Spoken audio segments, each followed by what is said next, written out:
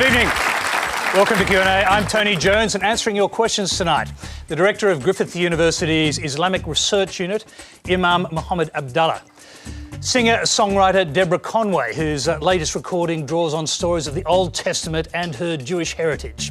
Atheist, comedian and star of Please Like Me, Josh Thomas. The Catholic Archbishop of Brisbane, Mark Coleridge. And an Australian-raised Catholic whose spiritual journey led her to Tibet and to Buddhism, the Venerable Robina Courtin. Please welcome our panel.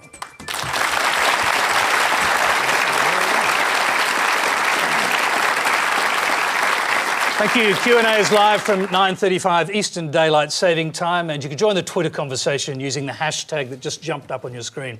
Well, our first question tonight comes from Lynn Simiana. Yes, my question's for Josh. Oh.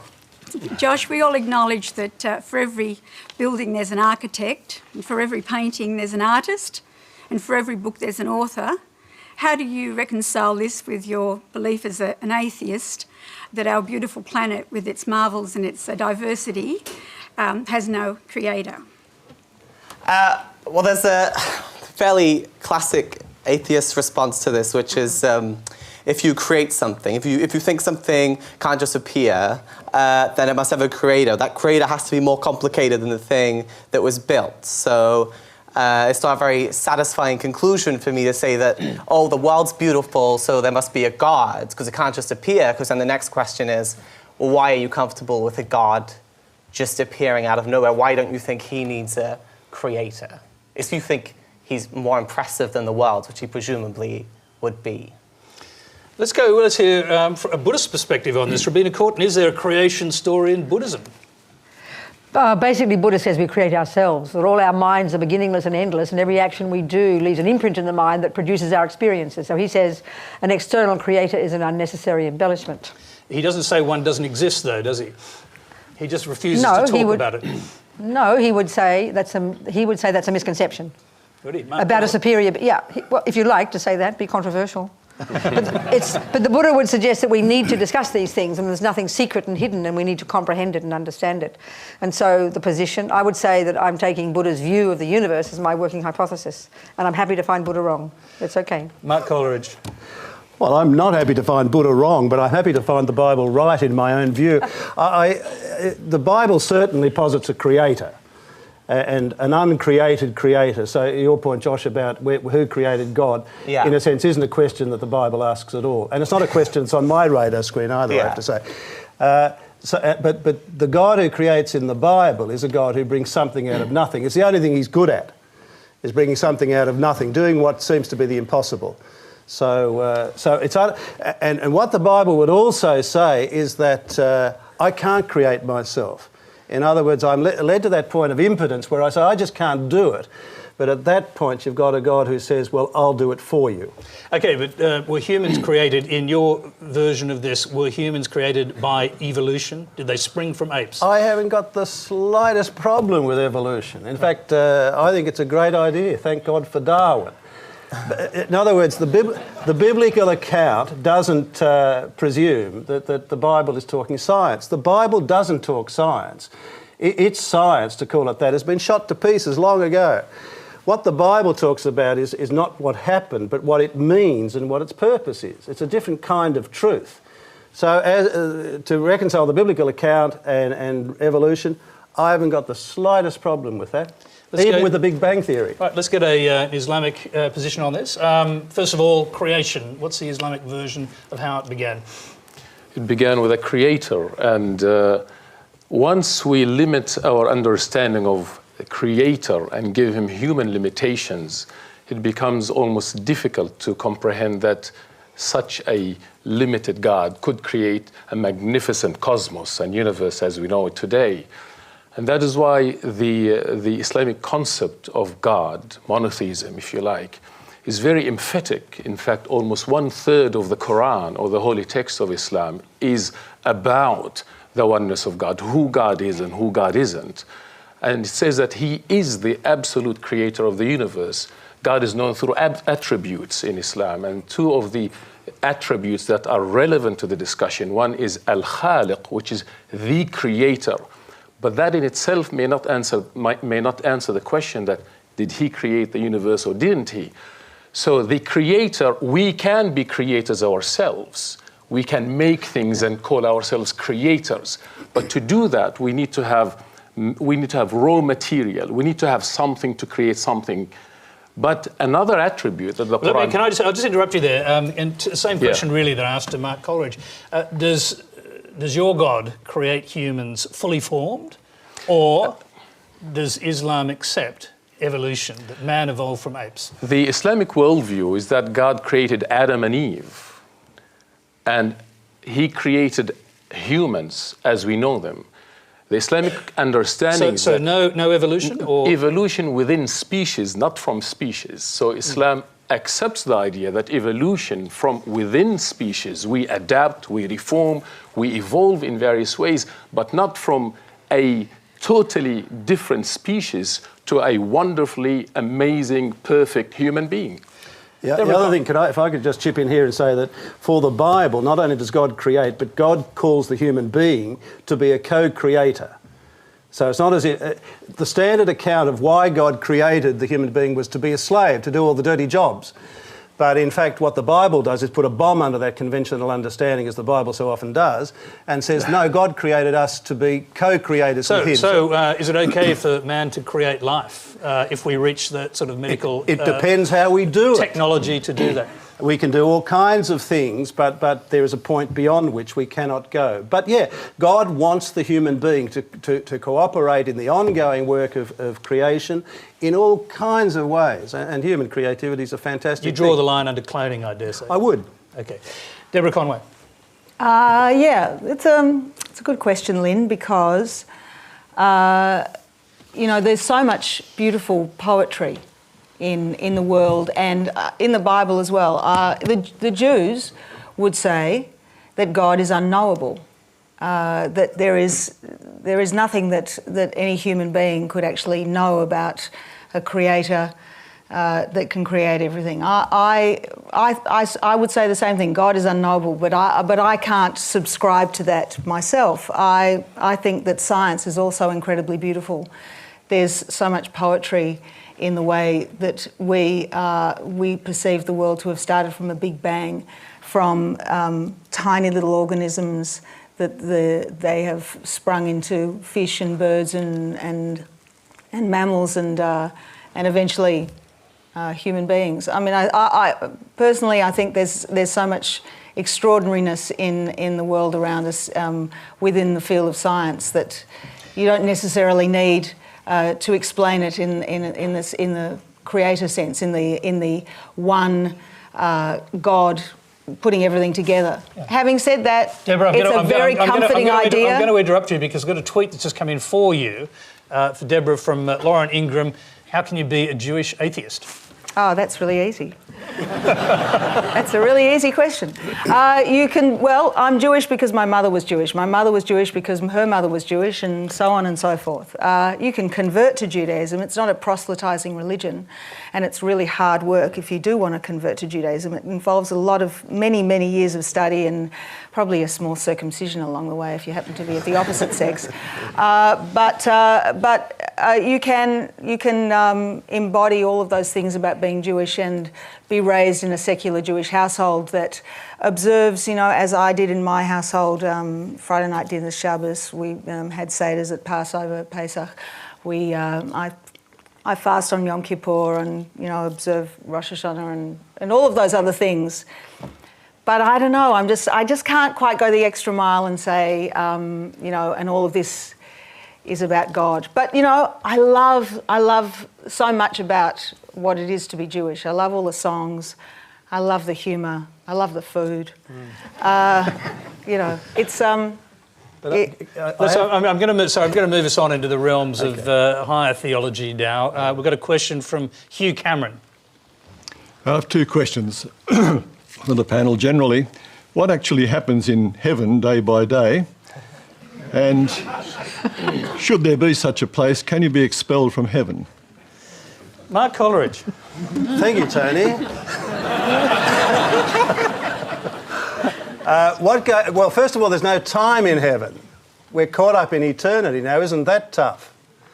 What happens, I imagine heaven, and heaven's hard to imagine, hell's far easier. You've only got to read Milton to see that. I imagine it's perfectly knowing not only God but everyone who's ever existed, and knowing them in a way that is perfect love. Now, if you love one person in life, it's enough to galvanise a whole life. But to perfectly love and be loved by everyone who's ever existed, I mean, who wouldn't want that? That's as I imagine heaven. Can you be... So, do you have a personality in heaven, do you suppose? Or what's the current church Yeah, teaching on whether you retain your personality? The church doesn't have a teaching on personality in heaven, you might be surprised to learn. But I think, yes, we remain the person that we are, even with a body in some sense. I mean, that sounds weird, doesn't it? But Jesus, when he rises from the dead, has a body. He's not just a spirit. So there's some kind of bodily reality. Don't ask me what it is, I don't know. So just a quick question then, because the other part of that was, can you be expelled? Yeah. And the other quick answer to that is, no, you can't be, because once you're perfectly in love, there's no desire to leave and there's no way of being booted out. But if you retain your personality, you would retain, for example, impure thoughts. No, you don't. You've got beyond all of that. Even the Buddha teaches you that, Tony. No impure thoughts in heaven. Let's find out. Does everybody get to drive a really great car in heaven? You can, Deborah, if you want. Okay. I don't know whether you've just rewritten theology there or just creating a very large car dealership. I just think heaven sounds Because there's quite no traffic disappointing jams now out that there. there's no... Let's hear the Buddha. There isn't a Buddhist version of heaven, is there? Because it doesn't exist. Listen, Buddhists has got, I mean, from the big picture point of view, Buddhists have an amazing worldview, but I'm kind of bored talking about it. I'd rather talk about down to earth and find the common ground between it all. I just find it like yeah, but the question has been asked: Is there a Buddhist heaven? Buddha asserts many realms of existence, and they're all mental states created by those beings. Is nirvana? Nirvana's a word. State of enlightenment. Is that also a kind of heaven? No. It's like what he said. The state of being, of going beyond. Buddha would say that all the delusions, the neuroses in our mind are adventitious, which means they're not at the core of our being. And so the job of being a Buddhist is working on yourself day by day, perfecting your consciousness. I mean, I think it's a bit of a shocking state. If you go to a therapist and ask them to get rid of all ego and all neurosis and all anger and all jealousy, they'd be quite shocked. But this is what Buddha's asserting. And so the statement, the achievement of your nirvana is that the achievement of your own perfection, which can be in this human body. It can be any time. Oh, excuse me, I'm sorry. Mohamad, is there a fully fleshed Islamic version of heaven? Absolutely. I mean, the idea that heaven exists, it's part of the Islamic worldview. But I think a more important question is, if there is a heaven and it's something to do with metaphysics, it's the unseen, how would we know about it? And that links to the question of a creator. If there is a creator, and we believe there is, and he has created heaven, then should he not tell us what heaven is like? Otherwise, we'll be making our minds about what heaven is. Everybody will be using his own rational reasoning to come up to some form of what paradise may look like, or heaven, based on his own or her own experiences. So what Islam says, no one has the right to talk about what heaven is or what it is not, unless you have evidence. So what is the evidence that there is heaven? What is the evidence that, what does it look like? What is in heaven? And so in the Islamic worldview, the Islamic scripture provides ample evidence as to what is heaven, who or what type of life will be in heaven, and what type of enjoyments, if you like, they will be in heaven. And once people are in heaven, Tony, no, they will not come out of heaven. And heaven, the important thing about heaven is that it's the manifestation of God's mercy, God's compassion. And we must not limit the idea that it's only those who believe. For instance, it's not only a Muslim in this instance who may enter heaven, but the Islamic worldview says anyone who believed in any of the prophets and the messengers that God sent to humanity. And there would be, according to Islamic narrative, 124,000 prophets and messengers. The first people of this country may have received a prophet, and we would have no problem in believing that. So anyone- briefly, I'm going to interrupt you there just to go back to the original part. What happens in heaven? I mean, do people exist as personalities? Are there rivers, lakes, all in the Islamic heaven? What is that? Yes, the unanimous view of Muslim scholars is that people will live a physical life. They will be totally pure. There will be no impurities in their thoughts or in their lives. There will be no backbiting and no slandering, no enmity, no animosity.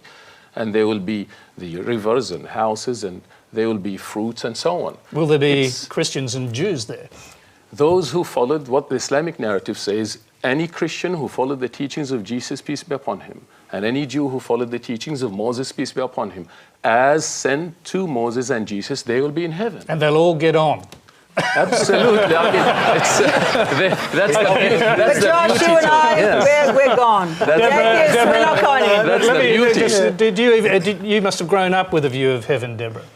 No. Oh, you didn't? No, I seriously didn't. Oh, not in your household you didn't? Because No. it's a secular household. Yeah, it was a secular household. Heaven was never really mentioned. Heaven was like, chocolate truffles with chocolate and dark chocolate truffles. That's heaven. My concept of heaven has always been a lot more fun than what you guys described. Yeah. And what could be more fun than perfect love, Oh, Josh? forever. It sounds exhausting.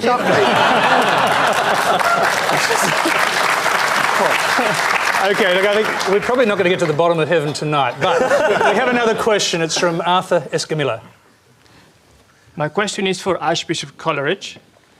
Would you agree there is a push to uproot Judeo-Christian values from our society and to silence religion in the public square? And if you do, what do you think is the cause of it? I think in the Western world there is at the moment a certain tendency to regard Christians as the enemy. Sometimes Christians can be their own worst enemy and can provoke that kind of reaction, but not all the time. A recently coined word is Christianophobia. I think that goes a bit over the top.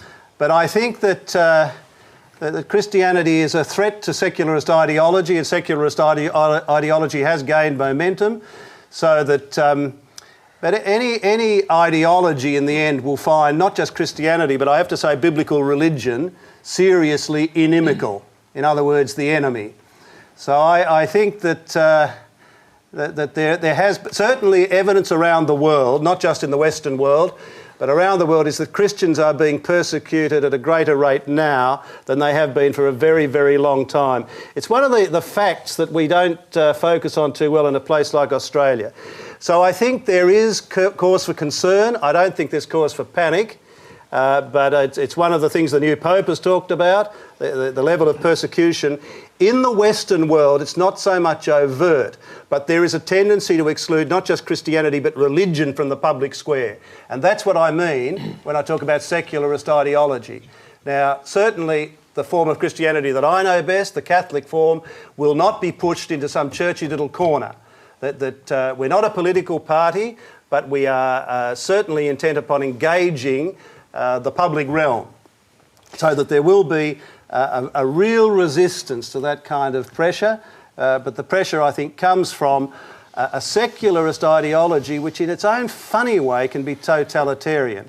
And any totalitarian ideology, whether it be explicitly so or implicitly so, will always find Christianity, and I would say biblical religion, seriously inimical. Okay, Josh Thomas, are you trying to uproot Judeo-Christian values? Not you, Josh. No, I mean, I don't think... I mean, I would often challenge the Catholic Church and the Christian Church because you guys have made some pretty odd choices. I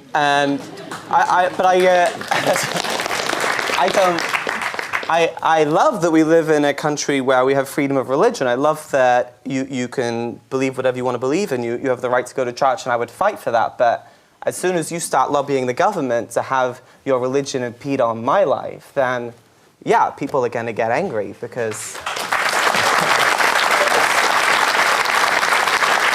it is annoying. So I yeah, that's my point. I'm done. Okay, Robina, I'd like to hear from. I mean, you've jettisoned Judeo-Christian values for Eastern values, is that right? Or have you kept Judeo-Christian values along with it? This is what I meant before. It's really nice to have all these discussions about is there heaven or not. But my feeling is almost that this is sort of private business, and I'd rather not talk about those things. I think it's a bit embarrassing. I mean, I don't mean that, but for me, I'd much rather talk about the Dalai Lama's coming in June, right? And his big deal at the moment is beyond religion, which is not meant to be rip out religion, but to try and find the common ground. And I think if you found a good Muslim, a good Jew, a good gay atheist comedian, a good Catholic archbishop, and a good Buddhist and a good communist, they're all going to have morality, fundamental good ethics. And I think that's the common ground. So we can keep our religion private, I think it's really important. Okay, I've got to wear these 14th century robes, what can I do? But, what does that mean? It means fundamental goodness, not lying, not stealing, not killing, don't cheat on your partners, and, practice kindness. And I mean, it sounds kind of cute, but it's the most intense job we'll ever do. Let's go back to our questioner, Arthur. Okay, Arthur Escamilla, who asked the question. Now, you're listening to this. I think you're a Christian yourself. I mean, what do you find threatening? Well, I find that, as the Archbishop pointed out, there is a push to take away from society many of the structures that had created this world we live in, and these structures of charity, of concern for others, are rooted in Judeo-Christian principles. I don't know how many atheists are setting up orphanages around the world. Okay, let's see, Deborah Conway. It's rooted in good humanity. Yeah. Christians happen to also agree with humanity. They didn't create it. Buddha didn't create it either. I think you've got a point in the sense that I think at the moment what's happening is that the baby's getting thrown out with the bathwater. I think there is so much animosity and anger towards the church. I think, largely to do with the terrible suffering that numbers of people have now admitted to with paedophile priests, and of course, I would actually point out that paedophilia doesn't exist in the church alone. I mean, there's numbers of institutions and numbers of them not having any religion in basis that's happened in.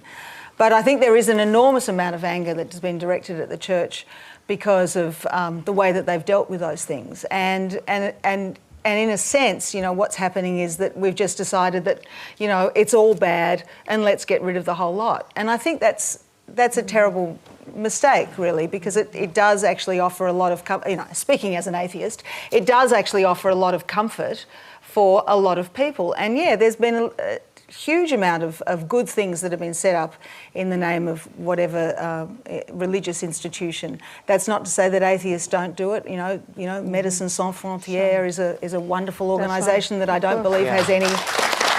One of my favourite charities. But I do think that there is real issues that have to be confronted within the church, and I think that they are starting to do that now.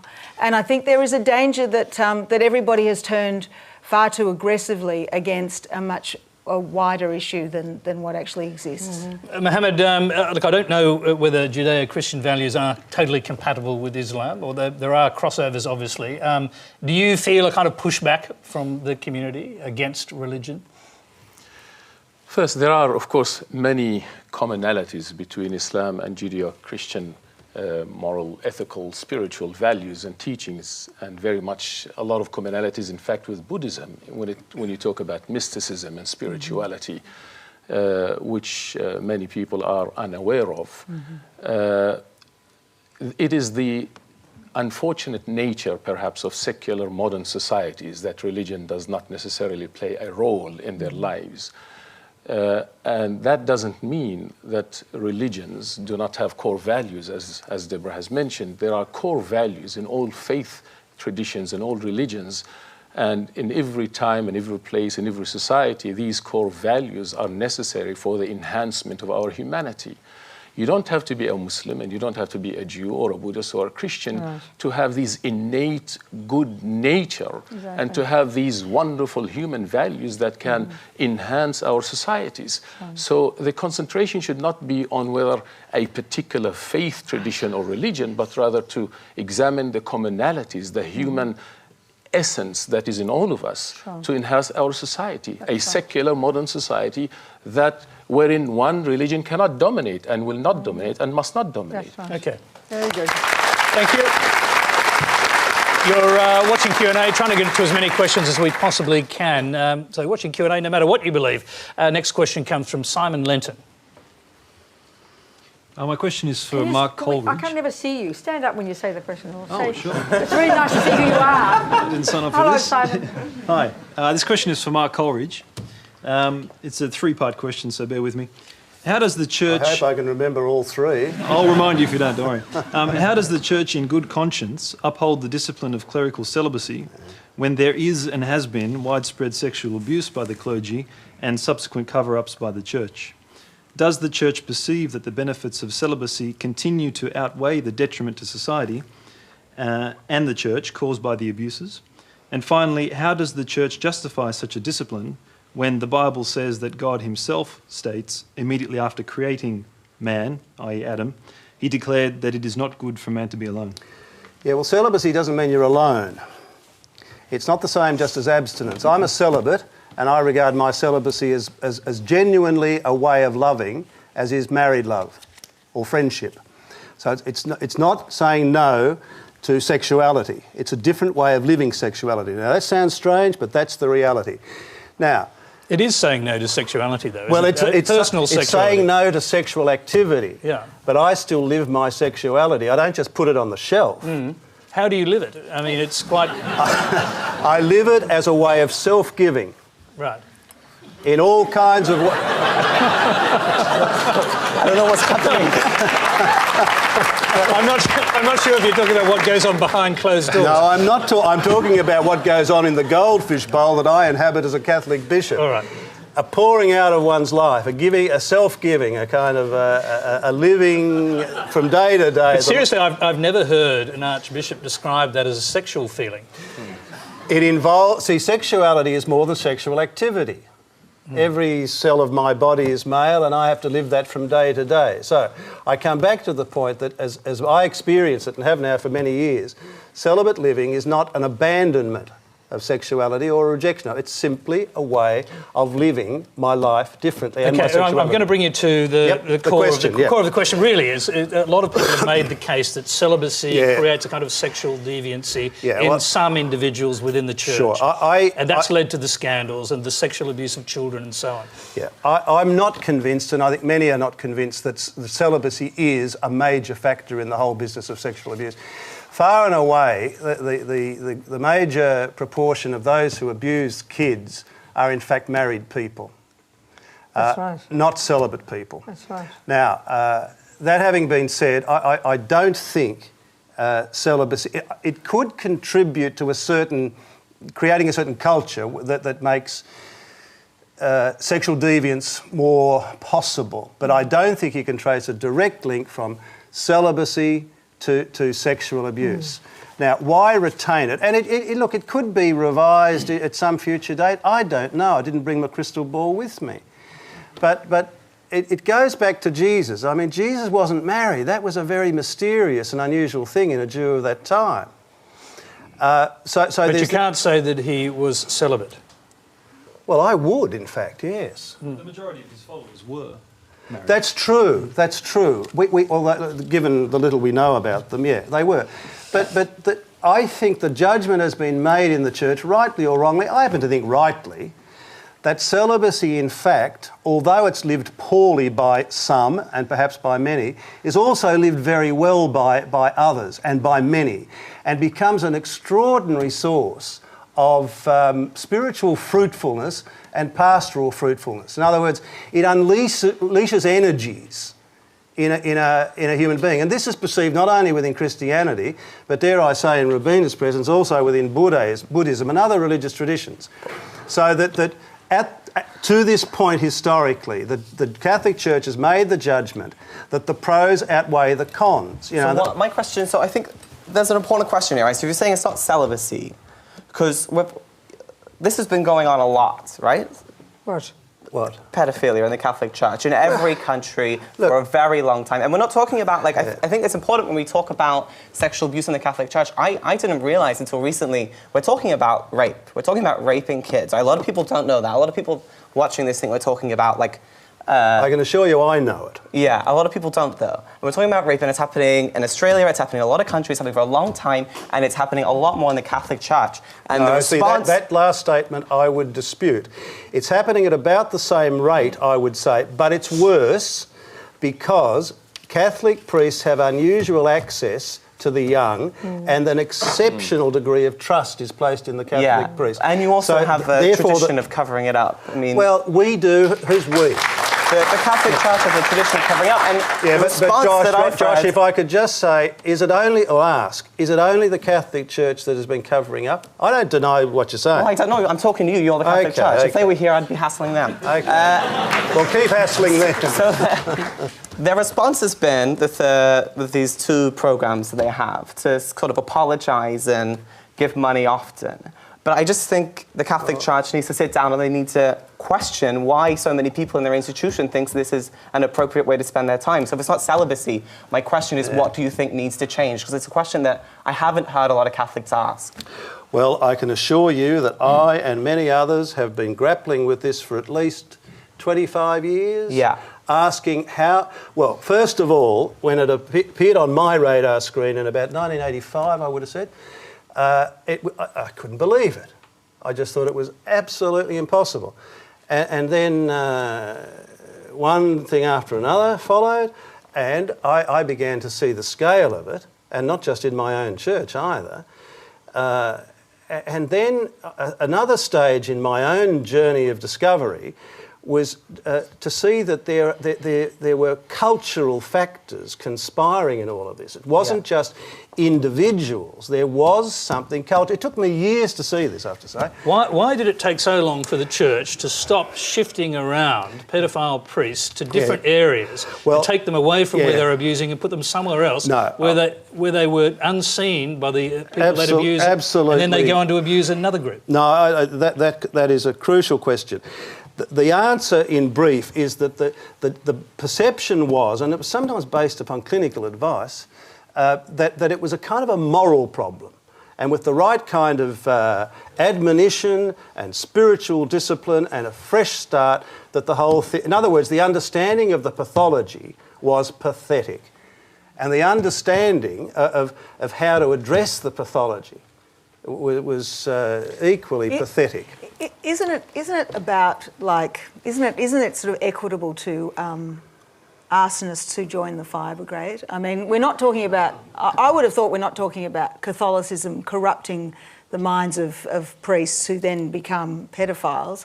I would say that people who have those inclinations see the Catholic Church or any church or institutions where you work closely with children... Or Boy Scouts. As an opportunity to be able to explore their sexual deviancy or, you know, and by and large the Catholic Church have been completely inadequate about dealing with it. I agree. But I can't imagine that Catholicism itself, or, I mean, as you said, I think earlier, the act of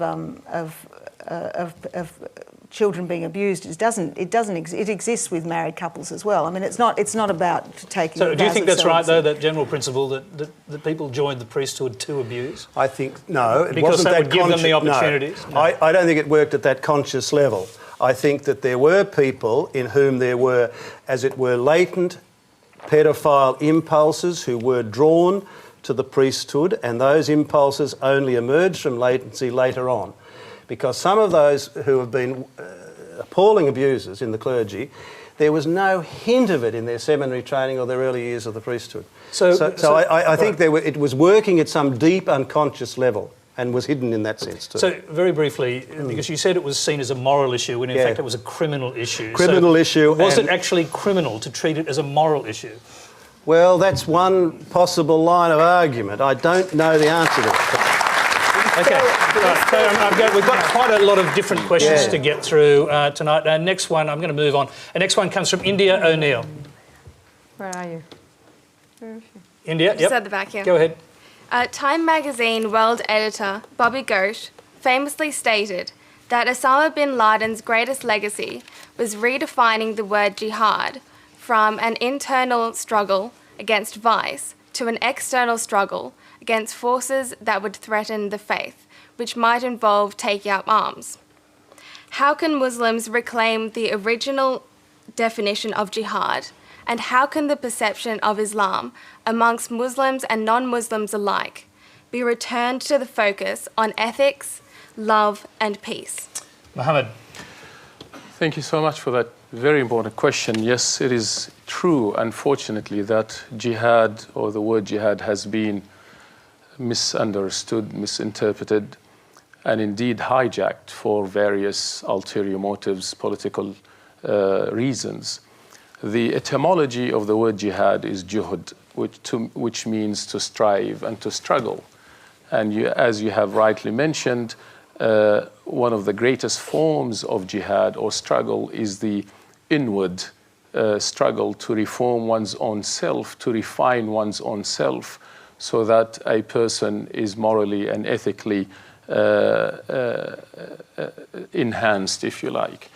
Unfortunately, the word jihad has been misused by people like Osama bin Laden, where it implied in their mind a war against infidels or non-believers. And incidentally, they didn't have to be non-Muslims, but also Muslims were casualty of this misinterpretation. Jihad has many meanings in Islam, one of which is to strive and struggle. As I said, a woman giving birth, for instance, is in a form of jihad. She's in a form of struggle. I am standing here in front of you trying to explain this is a form of jihad without any guns and without any swords waging. So it's a struggle. However, I think there is a tragedy in the way Islam is being taught in institutions, in schools, and so on. And as Muslims, we need to rethink the way we are teaching Islam. For the last century or so, Islam has been taught in a very puritanical way. Islam has been taught in a very legalistic way. And we have forgotten a tremendous wealth of spiritual heritage, a mystical tradition that Islam has left us. And therefore, I think it's upon the leaders and the teachers to begin teaching their communities, the Islamic communities, about that wonderful, mystical, spiritual heritage that is intended to reform the inward of a human being and not only the external observances. Mohamad, can I interrupt you there, because you talk about the teaching and how the Yes. teaching has been wrong, and part of the distortion of the idea of jihad has included radical imams offering, this again is a sort of sexual perversion, it seems, but offering to young men the prospect of 72 virgins in Such heaven, a specific number too. in heaven, if they become a martyr and Yes. die in the process of, for example, a suicide bombing. How did it get to that point? First, this number of 70 versions is somewhat concocted. I don't know how it came from, to be specific about it. It came from the hadith. Yeah, but the hadith doesn't specify 70. There are 72. many hadith. Well, not 72, actually, it doesn't. There are various traditions, and that is a problem in Western discourse, not looking at the context when we talk about Islam or Islamic issues. The idea that a person can commit suicide and therefore go to heaven is in itself a self-contradiction, because Islam prohibits suicide. So a person who actually commits suicide, according to the majority of scholars, the unanimous opinion of scholars, this is a person who has committed an act, a criminal act, for which he's not entitled to heaven. This is a person who will be punished, and under Islamic law, it's a crime against humanity. And so the idea that a person kills innocent people and therefore achieves the mercy of God in the manifestation of going to heaven is a fallacy. It is a delusion in the minds of these people. And offered up, and I'm saying this because it does seem in some major religions, at least in branches of them, there's a perversion of sexuality. And in this case, it's aimed at young men coming from repressed sexual backgrounds, and it's offering up something that they would otherwise never find. Well, I don't think so. That is not the only reason. I think there are a host of reasons. We must never point at one cause, at one single faceted cause as to why these people commit criminal acts of suicide. to assume that it is poverty or to assume it is because they want to enter heaven, this is rather too simplistic.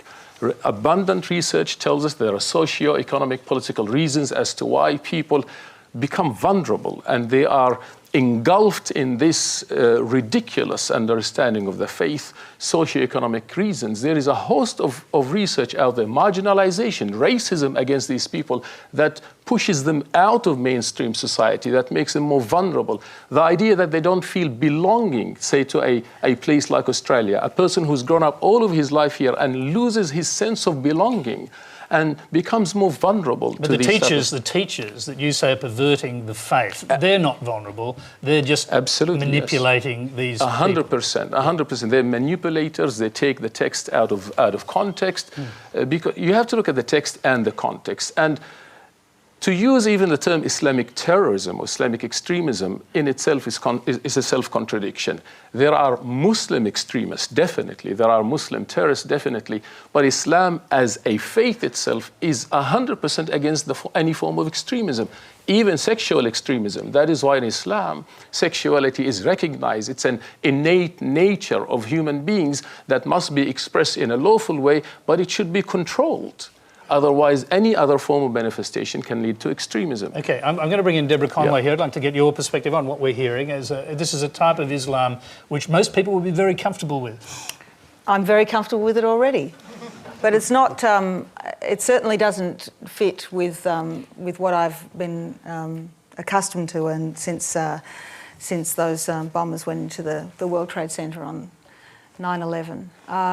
It is really refreshing to hear you talk that way, and I suppose I wish that that more Muslim leaders had come out and talked more openly and more vigorously by criticising the proponents of people. But they have. But people are not listening. I would have liked to have seen. I would have liked to have seen. There has been so many fatwas, legal opinions issued against terrorism. And I get asked this question again and again. Why don't Muslim leaders speak? They have spoken. The fact that you didn't hear about it is perhaps the problem of the media. Yeah. Maybe there are... Is it also possibly true, very briefly, because we have to move to other questions, but it's also possibly true that in places where you get the flashpoints, like Afghanistan and Pakistan, those voices are mute? Absolutely. I mean, they're moderate voices. Most certainly. You know, it's often the majority are silent. Those who are opposed, and that is another problem. Whilst there are leaders who speak against, of course, it's always the silent majority. It doesn't help when when there's demonstrations on the street and they carry signs that say infidels should be beheaded. It would have been terrific if the Muslim community had come out and marched. I think that would have been a wonderful thing, and people would have applauded loudly. If that had happened, against this kind of extremism. I mean, anything is a very brief response to that, and we'll move on to our next question. Absolutely. I think the Muslim community has in a number of ways also failed to come out openly and condemn acts of terrorism. Yes, there has been condemnation, but I think there could be more of it. The silent majority needs to come out. And we began to see this happening recently in Australia. I think you have to understand also the community was under shock. Sometimes you're damned if you respond and you're damned if you don't respond, as in the case of Dr. Muhammad Hanif, if you recall. We were in a real dilemma. If you respond, you're damned, and if you don't respond, you're damned. Muhammad Hanif, if you recall the story of Muhammad Hanif. But what we are beginning to see in Australia, there is a sense of maturity among the Australian Muslim community. There is a sense of maturity, and it's heartening to see that. It's a good, positive improvement. The latest violent protests that took place in Sydney as a consequence of the film that was made against the Prophet Muhammad, it was met with wide condemnation from the Islamic leaders and the community, which was fantastic. We'll leave that point there. You're watching Q&A. Our next question is a video. It comes from Mohamad Abdalla in Melbourne. As a youth worker in the Islamic community, I'm in constant contact with young Muslims struggling with same-sex attraction. Many of them are also dealing with chronic depression as they struggle with a sexual orientation that they have no choice over and the prospect of losing their family and community if outed. I've spoken to many imams, rabbis and priests on this issue, and the answer that always comes back is that these people should either remain celibate or, if appropriate, get married to somebody of the opposite sex. Both of these solutions, I feel, are unrealistic and sustainable in the long term. So my question is this, and especially to the Honourable Archbishop and the respected Imam. Do you feel that this issue has become the Achilles heel of our faiths as we struggle to provide sensible and realistic solutions, especially in this postmodern world? Let's start with Mark Coleridge. Yeah, well, I don't think for a moment it's become our Achilles heel, but I think we are faced with a conundrum. And if I could put it as briefly as possible, gay people have as much right to justice as anyone else in the community. I state the obvious there. At the same time, and therefore these people, whether they be Muslim or whatever, young people particularly who are, as the questioner said, struggling with same-sex attraction, they need every kind of support, help, accompaniment. Do you mean so they can get over it? No, I don't necessarily mean that at all. They might have to live with... I mean, the phenomenon of same-sex attraction can mean all kinds of different things. It's not a single rubric, it seems to me. Sometimes it's a developmental thing, it is a phase. Other times it seems to be something that's permanent and more deeply rooted. Who knows? It's a mysterious thing. Human sexuality always is. So certainly young people need all the support that Mohamad and those like him can provide.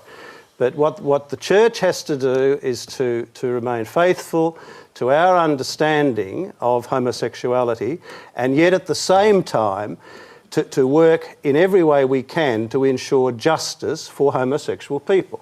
Now clearly, this doesn't mean to say, for instance, that we support gay marriage. The church's position on that is very well known and controversial.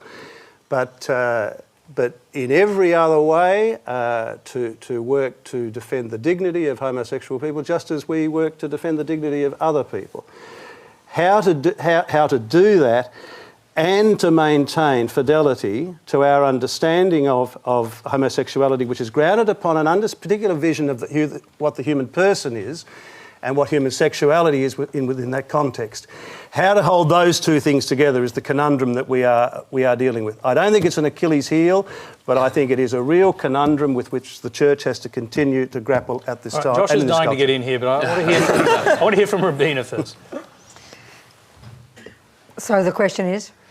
Well, the question was really about how is it okay to be gay? How both the Catholic Church in this case and the Islamic faith are dealing. Well, I've no idea about that. With people who are struggling with homosexuality. Yeah, I don't know about that, but I feel my answer to this would be I mean, if I look into the Buddhist texts, there are probably just as many restrictions in some way in relation to sexual life, but bring it down to earth in a most practical way and being realistic. Human beings are human beings, and if we practice morality and compassion and forgiveness and have good relationships with each other and practice generosity and live good lives, that's the point.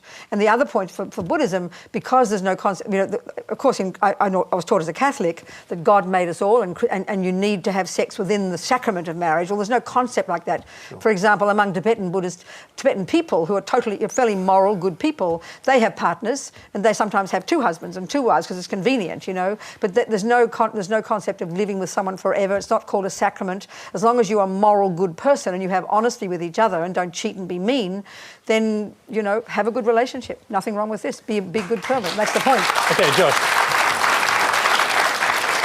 I wasn't dying to get in. I was terrified. Well, you're in now, Josh.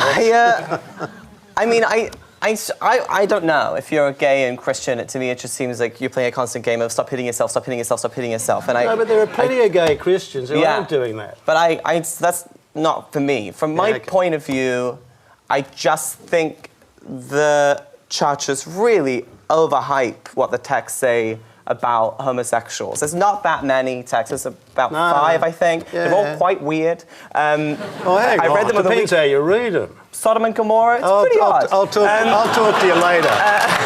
It's pretty weird. How do you read the ones, for example, that say homosexuals should be stoned to death? No, I don't take those ones at all at face value. So you pick and choose which ones you... No. In other words, the Bible only lives by interpretation. Here I'm sounding like a rabbi, Deborah. But in other words, the text itself is dead. It only lives by interpretation, and it has to be interpreted again and again and again and again, and from culture to culture. And this is my point. I think that the interpretation at the moment is really heavily against gays, and the text isn't. I mean, there was a study done last year. The Australian Christian lobby sent out 5 times as many press releases about gays than they did about any other issue. The next issue down was human trafficking. It seems to me there are 2 issues, though. One is, I mean, if you do have the view of Creator, and you do have the view that God made us this way, and the men and women have this mutual relationship, which looks fairly evident, you know, in the simple way of talking, and then it's done in this sacrament, I would accept that's fine, so that you can't argue with that. I think the problem is the fanaticism and the hate and the anger and the panic and the fear and the drama. I'm not justifying any of that. That's, for me, the issue. Okay. I don't have that view. Let's go right across to the other side of the panel, because that question really started with talking about young Muslim gay people who are struggling because of how they're being treated within their religion. Can you tell us how they should be treated? Well, thank you for that question. And I think when we discuss these issues, we have to be very genuine about the perspective of a particular faith. In the Islamic faith, the question of homosexuality is very explicit and very clear. So there's 2 dimensions to this issue. One is, what does the faith say about homosexuality? And briefly, what does it say? Very briefly. It prohibits it. It doesn't allow it. The second thing is, what attitude should we have towards people who choose that lifestyle? Should we lose our compassion? Not at all. We have to have compassion towards people. It is prohibited by the unanimous agreement of Muslim scholars. But it's prohibited for those who have accepted Islam as a faith. Those who are not Muslims, Islam says nothing about them. You want to choose homosexuality, that is your choice. But for those the people who are in pain that he's talking about in that question are Muslims. Yes, that's correct. And so is there a better way to deal with this than excluding them from the religion? Precisely. What we have to understand is that homosexuality is seen as a sin. It does not take a person out of the fold. So he doesn't become out of the fold of Islam. It's like, in the Islamic tradition, it's very much like alcoholism, if you like. And so people like this should not be seen as outside of the fold. Compassion should be shown towards them. But the culture, many Muslims have grown up in cultures that does not tolerate that behavior. And so we have to have a compassionate approach. We have to approach them. So do you have to change their view now that they're living here in Australia? Well, you can't change anyone's view in this country. You know, people choose their own views, but you can try to interact with them. You can try to be compassionate towards them. And if the truth of the matter, it will remain very difficult for their families to accept that lifestyle. Okay, we've got a couple of people with their hands up there. We'll quickly go to the gentleman right up the back there. If you've got a brief comment, that'd be great, because we're nearly out of time. Sure, it is quite brief. My statement is to the Archbishop. You can accept evolution and creationism, and yet you can't accept homosexuality as a kind of a lifestyle, if you will. I'm going to avoid the use of the word choice, because it really isn't one. No, I understand that. And my second point, you touched briefly about marriage. We're talking about a socio-legal thing here. I'm not asking for you to ordain over my marriage, for example, but why should your beliefs impact on my ability to be perhaps taken in front of a justice and for them to preside over my marriage? Yeah, well, just...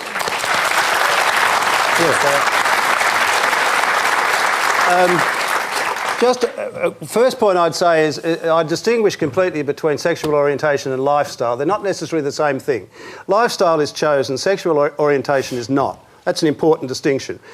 Sorry, can we just confirm what you're saying there? So if it's not chosen, that means God has created it. No, not necessarily at all. It can be it can be a warp in the creation, to use that rather unfortunate expression. So it couldn't just be part of God's plan? No, that's not... Is that impossible from your point of view? It is impossible from my point of view, yeah. What I... Well, I've got to hear Josh on this. Okay. Well, obviously, I don't think I'm a warp in God's plan. Obviously, I reject that. But what he's saying is, right, marriage in our country is not a religious institution. We're talking about changing the law. Yep. So you can understand when this man says, why are we fighting against religion in this square? Why people get a bit annoyed when you challenge us wanting to change the law, which is completely irrelevant to your life. It is completely irrelevant to everything you do. See, Josh, it's not irrelevant to my life because it's not irrelevant to the basic functioning of society as a whole. It's not irrelevant to the common good. What common good? What is happening? When I kiss my boyfriend goodnight and I tell my boyfriend that I love him and he says I love you too and we fall asleep hugging each other, what about that is hurting you? No, I don't understand. Nothing is hurting me personally. But marriage is not just between two individuals. It is, in fact, something that goes to the heart of what makes for human flourishing in any society. That's been the wisdom of the ages. And the wisdom of the ages, in my view, has something to contribute to shaping the common good. Therefore, we will continue to speak with our voice, and other voices are welcome to contribute. I think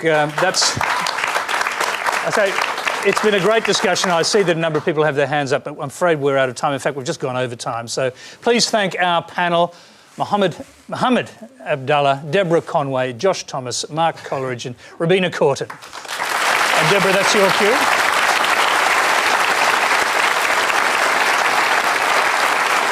Thank you. And join us next week for another special Q&A, our very first all-women panel, with Indigenous opera singer, composer and impresario Deborah Cheetham.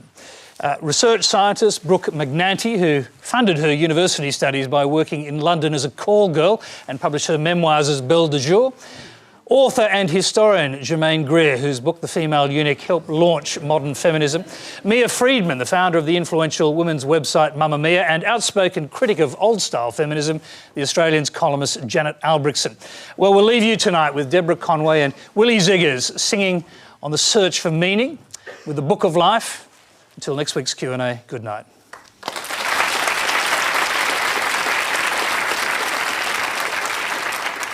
Everybody's empty, but it's not for food. And everybody's praying here to be rescued. Examining our sins, it's hard not to conclude we're screwed.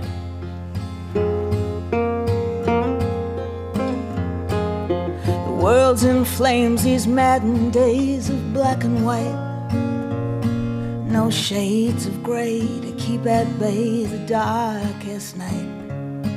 There's never been a song that could save a life.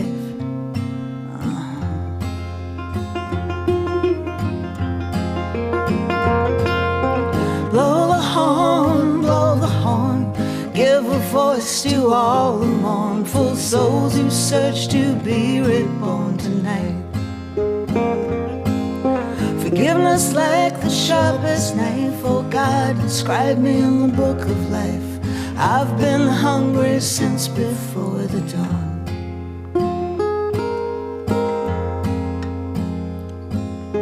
Tired and full of uncried tears I still can't shed, stored up with the unsaid things we never said.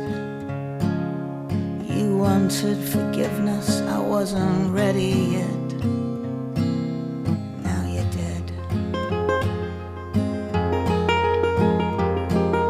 To all the souls who lost themselves, I sing for you. Apart from that, there's nothing more that I can do. And though I know it's useless, it kind of helps me through.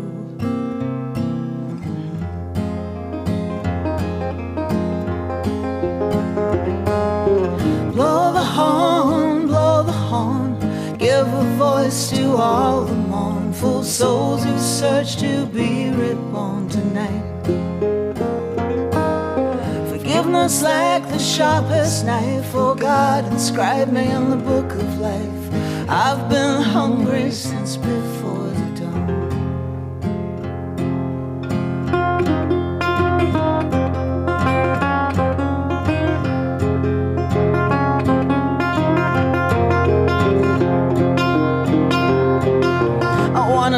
see my children out in the world, grown into women from little girls. Why wouldn't you want that too?